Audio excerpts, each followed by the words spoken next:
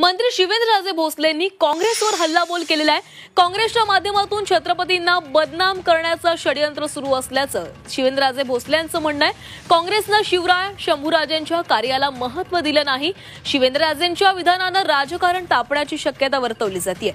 भाजपनं छत्रपती शिवाजी महाराजांच्या इतिहासाला गड किल्ल्यांना जेवढं महत्त्व दिलं तेवढं काँग्रेसच्या राजवटीत कधीही झालं नसल्याचंही शिवेंद्रराजे भोसले यांनी म्हटलेलं आहे।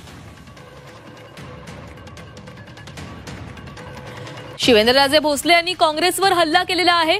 काँग्रेसनं छत्रपती शिवाजी महाराज यांचा अपमान यांची बदनामी करण्याचं षडयंत्र सुरू ठेवल्याचा आरोप त्यांच्याकडून करण्यात आला आहे।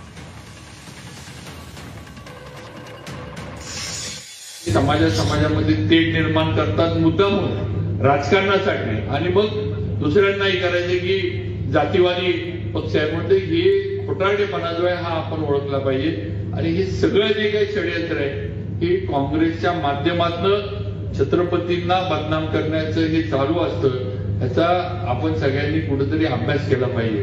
आतापर्यंत तुम्ही बघा जेवढं पंतप्रधान नरेंद्र मोदी जेवढं भारतीय जनता पार्टीनं छत्रपती शिवाजी महाराजांच्या इतिहासाला छत्रपती शिवाजी महाराजांच्या गड किल्ल्यांना किंवा छत्रपती शिवाजी महाराजांच्या जिथं जिथं पाऊल खुणा उठल्या त्या ह्याला जेवढं महत्व दिलं तेवढं काँग्रेसच्या राजवटीमध्ये कधी झालं नाही। हे